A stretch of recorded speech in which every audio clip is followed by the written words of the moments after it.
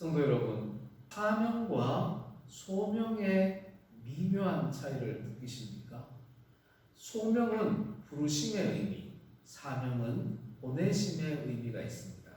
하지만 이 사명과 소명은 또 동시적인 의미가 있습니다. 하나님께서 주님의 몸된 교회에 부르시어 명령하신 것이 있다면 그것은 소명입니다. 하나님의 공동체에서 주신 명령, 그것이 소명이죠. 사명은 하나님의 공동체에서 명령을 주시는데 세상에 나아가서 그것을 준행하라, 순종하라 하신 명령이 사명입니다. 그런데 세상에 나아가서 사명을 감당하다 보면 그곳이 주님의 공동체가 되죠. 그럼 그곳에서 또 소명이 이루어지는 겁니다. 한국어로 굳이 구별할 수도 있지만 사명과 소명은 언제나 동시적으로 존재하는 의미입니다. 우리가 알고 있듯이 사라의 원래 이름이 사라는 아니죠. 사례였죠.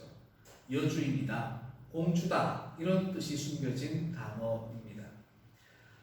그는 젊어서부터 아리따운 여인이다라고 평가를 받는 아주 미모의 여인이었습니다.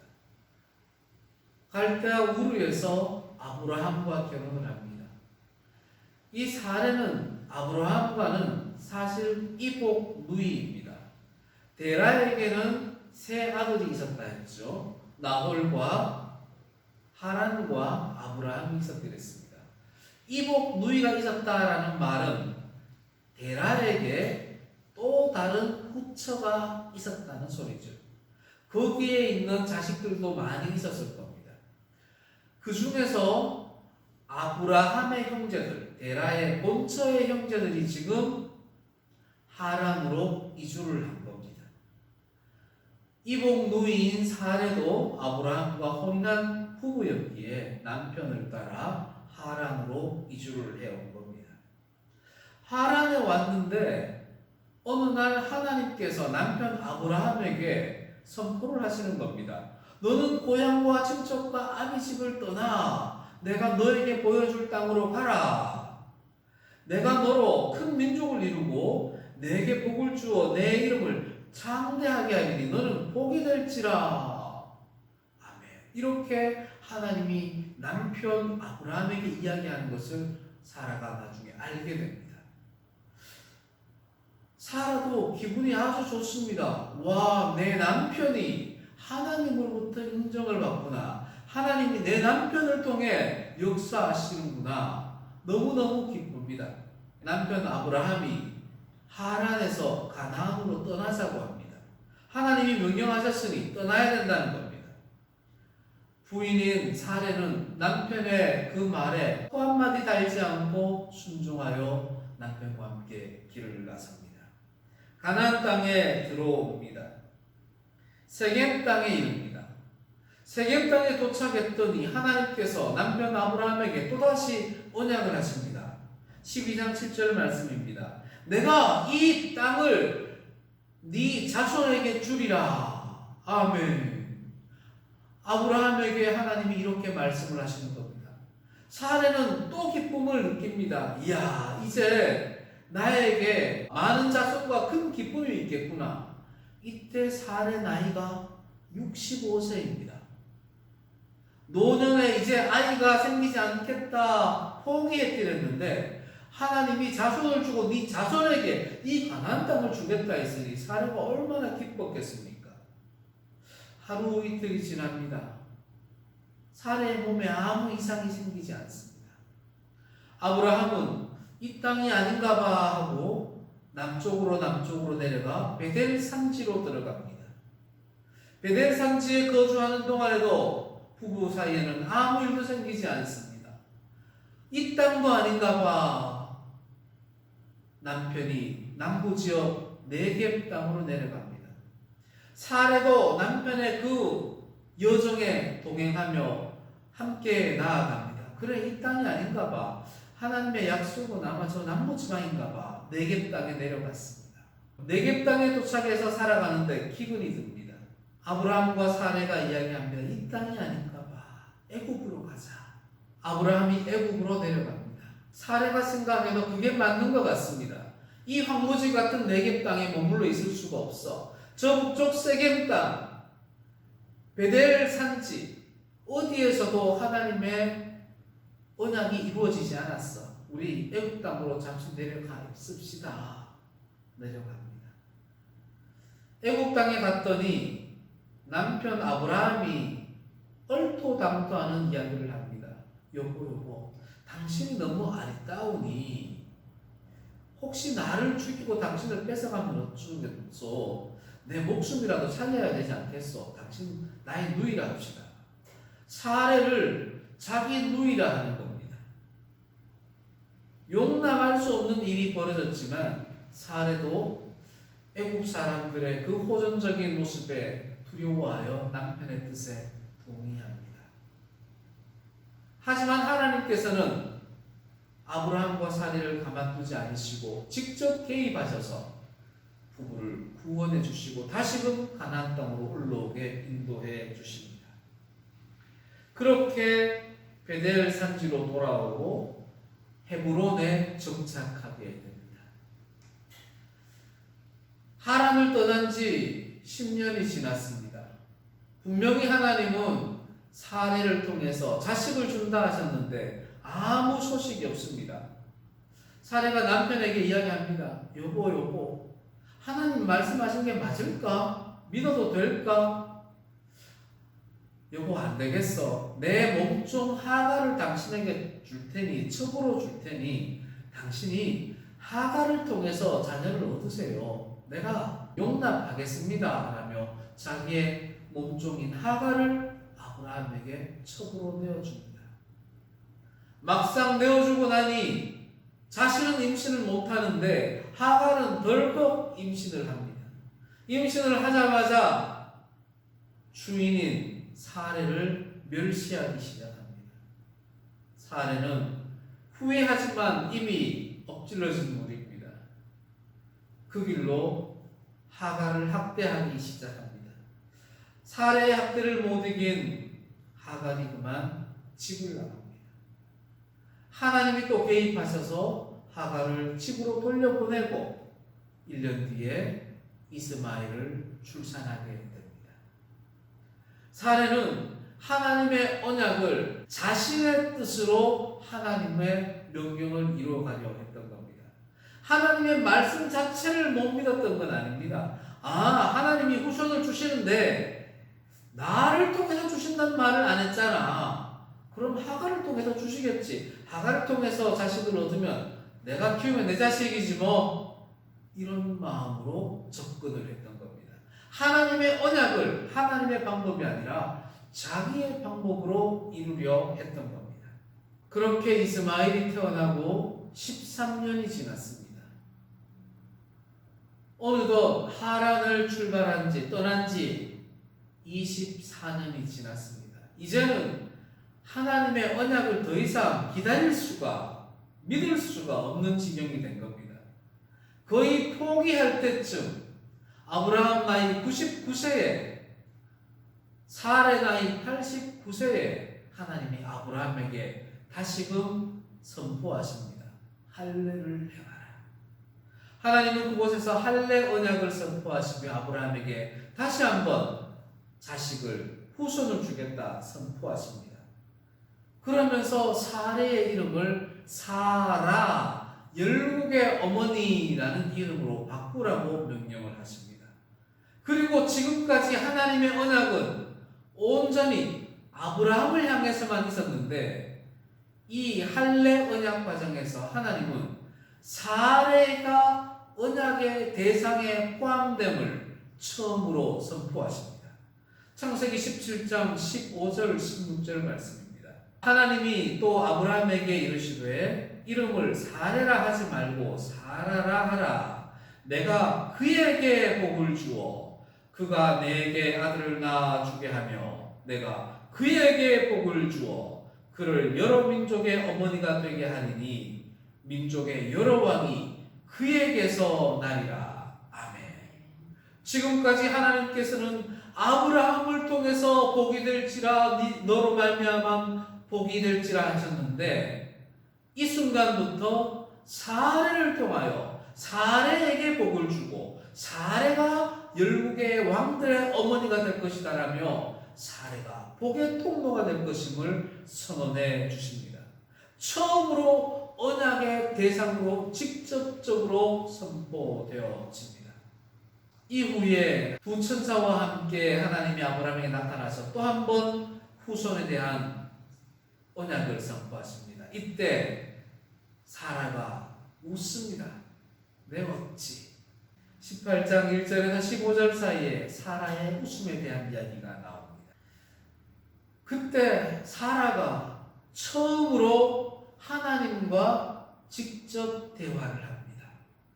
지금까지는 하나님과 아브라함의 대화를 사라가 전해 들었고 사라에 대한 복도 아브라함을 통해서 들었는데 이 순간만큼은 하나님이 사라에게 직접 말씀하십니다.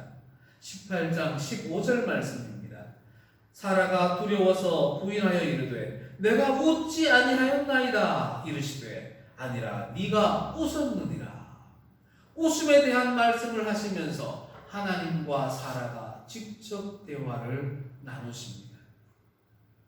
이제 사라는 그저 단순한 이삭을 통한 하나님의 언약의 출산 도구가 아니라 하나님의 복의 도구임을, 복의 통로임을 전면에서 체험하게 되는 것입니다. 기쁜 마음으로 아브라함과 함께 살아갑니다. 임신이 됩니다. 그런데 아브라함이 갑자기 우리 그랄로 이사하자 합니다. 그 당시 그랄에는 블레셋 왕 아비멜렉이 살고 있었습니다. 그랄에 도착했는데 89세 된 사라를 향해서 아브라함이 또다시 어처구니 없는 이야기를 합니다. 여보, 당신이 아리따우니 그랄 왕이 또 나를 죽이고 당신을 취하면 어쩌겠어? 아브라함 참 대단한 사람입니다.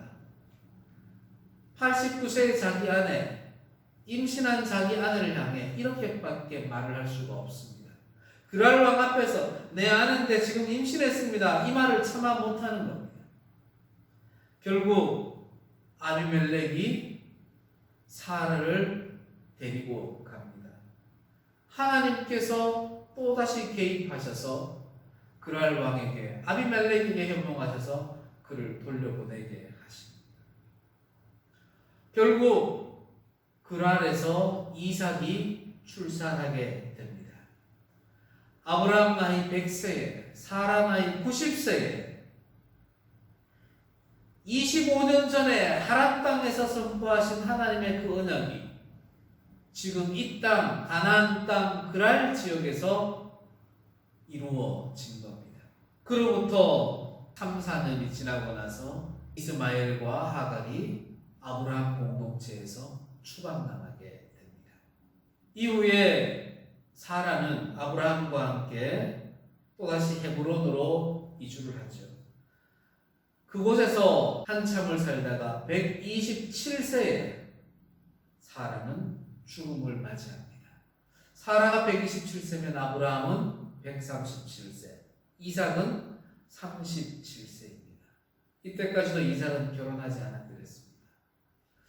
사라가 죽고 나니 아브라함과 이삭이 깊은 슬픔에 빠집니다. 아브라함은 사라의 시체가 안치된 장막에 들어가서 슬피 통곡하며 웁니다. 그리고는 밖에 나가 에브라스의 막벨라 굴을 사서 그 막벨라 굴에 사라를 장사 지내게 됩니다. 이삭은 어머니 사라가 돌아가신 후에 3년 동안 슬픔에서 헤어나지를 못하고 브엘라 헤로이 이스마엘과 하갈이 쫓겨났던 바로 그곳에 이주를 하게 됩니다. 그곳에서 3년을 고통 속에 살다가 이삭 40세에 리브가와 결혼을 하게 되죠. 사라는 아버지 아브라함의 유산이 이삭에게 상속되는 것을 보지 못하고 죽었습니다. 아들 이삭이 에서와 야곱을 출산하는 것을 보지 못하고 죽었습니다. 열국의 어머니라 칭함을 받았지만 이삭 하나 달랑 놓고 사라는 죽음을 맞이하고 말았던 겁니다.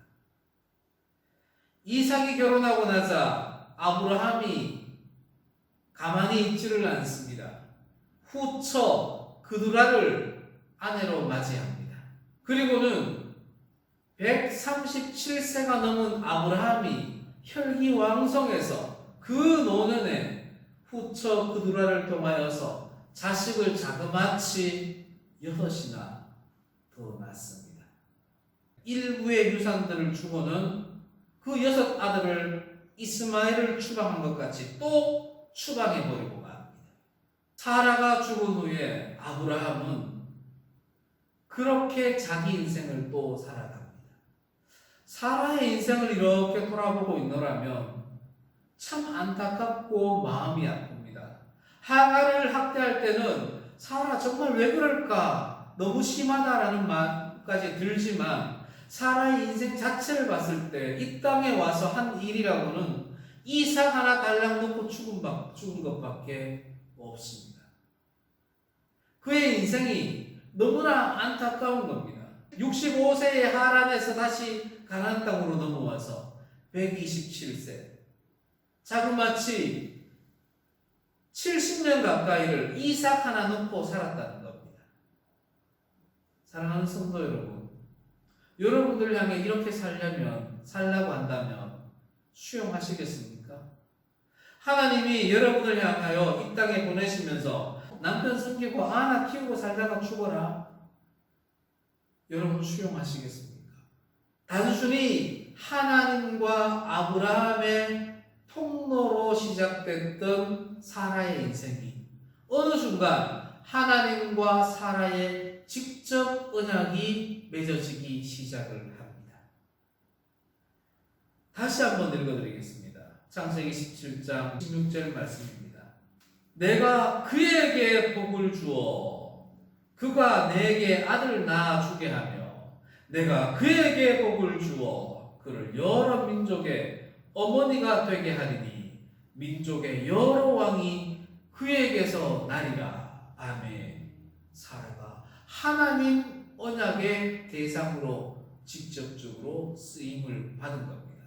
사라가 낳은 이삭 하나에 그친 것이 아니라 그 이삭을 통해서 하나님의 백성 공동체가 이루어진 것이고 하나님의 성회가 이루어진 것입니다.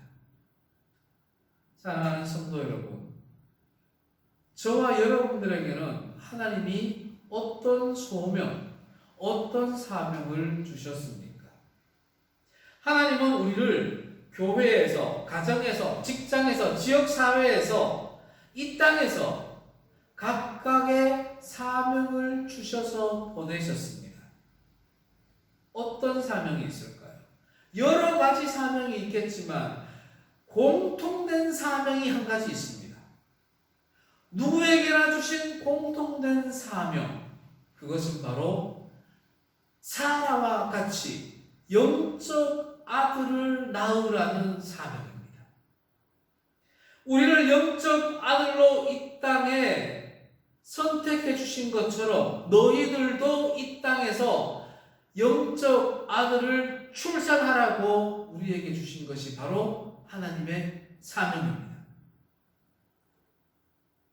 바울이 이렇게 고백합니다. 고린도전서 4장 15절입니다. 그리스도 예수 안에서 내가 복음으로써 너희를 낳았음이라. 아멘. 바울은 영적 아들을 낳는 사명을 감당하고 있었습니다. 우리도 그리해야 합니다. 우리도 사라처럼 영적 아들을 낳아야 됩니다. 하갈처럼 이스마엘을 낳는 것이 아니라 그두라처럼 6 아들을 낳는 것이 아니라 사라처럼 하나님의 언약의 백성을 이 땅에 낳아야 하는 겁니다. 무엇으로요? 하나님의 말씀으로 그리스도 예수 안에서 복음으로 예수님의 말씀으로 영적 아들을 낳아야 하는 겁니다. 이것이 하나님이 우리에게 주신 공통된 사명입니다. 사람은 127세에 죽으면서 자신의 사명을 충성스럽게 감당했던 겁니다. 죽음을 향하여 달려가고 있는 사랑하는 성도 여러분, 우리가 마지막 숨을 거둘 때 하나님으로부터 칭찬받아야 하지 않겠습니까? 착하고 충성된 종아, 네가 영적 아들을 잘 낳았도다. 우리가 이 땅을 살아가면서 사명을, 영적 아들을 낳는 사명을 충성스럽게 감당하는 하나님의 일꾼들이 됩시다. 아멘.